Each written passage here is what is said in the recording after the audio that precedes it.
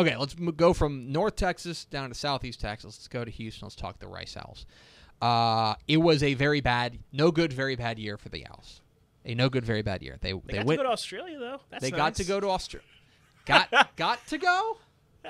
I mean, They listen. went, and then they came home, and their campus was flooded. Listen, I'm sorry. You hang out with some koalas, that's a good day. In any universe, there's no universe in which you hang out with a koala and you go to sleep and you say, I didn't enjoy that day. Even if you lose a football game. I don't have a counterpoint. Listen, I'm just saying. You got koalas, you got the wallabies, you got the kangaroos. Even if they could have just ended the season right there, and it would have been in good shape. I mean, it was all downhill from there, basically. Although they did win in El Paso. They beat UTEP. But we'll get to UTEP tomorrow. Okay, let's talk Rice Owls. A very forgettable 1-11 year. Did they play all, or they 1-10? I can't remember. I think they missed one. I think they missed one because because of Hurricane Harvey. Okay. A one-win season for the Owls, a new coach, Mike Bloomgren, and that is where I am going to lean on for my New Year's resolution. My New Year's resolution is not just for the Rice Owl football team, but is for the Rice Owl football fan community as it exists, and that is to buy into the excitement that Mike Bloomgren is going to bring. I'm going to be honest. 2018 probably won't be a great year for Rice football, okay? They have a couple of young guys that I think you can get excited about. You got a couple, there are teams that I think, or there are guys that I think there's reason to be bullish on. I thought Nashawn Ellerby showed some flashes. I think Austin Walter is the kind of guy that they can get to be a kind of dynamic change up. If they commit to a guy like Jackson Tyner and Mikola Smalls, he'll be an exciting guy. The defense needs some help, but we had Coach Bloomgren on Texas Football Today a couple weeks ago, and what I was struck by is that I think you kind of read about him, and he's you talk about he's a Stanford guy, and he's very cerebral, and he's I don't want to use the word nerdy, but he is, that makes him a good fit for Rice with the high academic standards. But I think Max and I were both blown away with how fired up he was. He's like, I'm here at Rice. We're going to win. We're going to get all these guys in here. We're going to make this the Stanford of Houston, right? We're going to make this the Stanford of Texas. We're going to win big. It's going to be a lot of fun.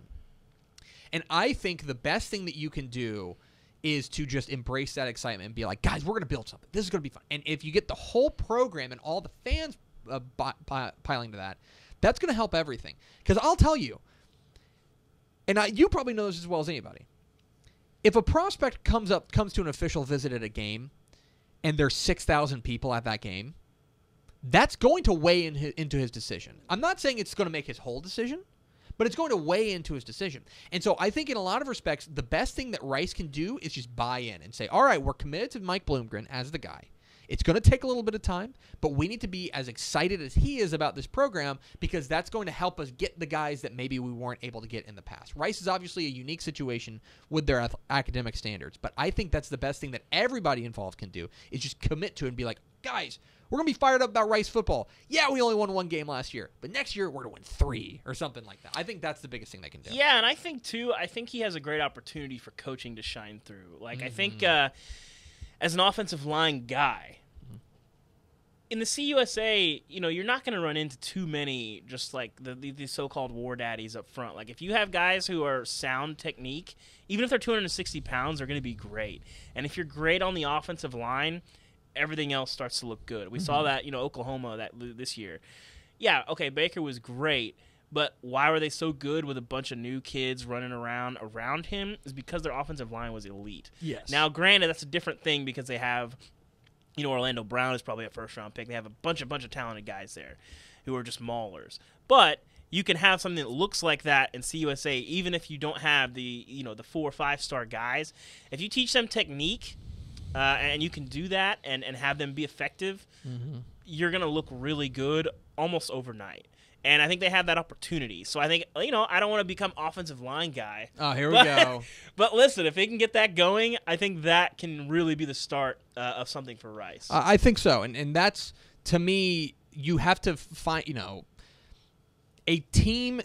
There's a difference between a team that is losing but has a direction and a team that's just floundering, right? That there were times, I think you could make an argument that, like, With Baylor, you could say, all right, they have a direction. Like, yeah, they're 1-11, but they have a direction, right? I think in the in the early goings, if you want to go back to Scott Frost, it's like, yeah, he inherited a program at UCF that was really bad. And they didn't go and win a national championship the first year, but you could see that they were improving. They had a path, they had a direction.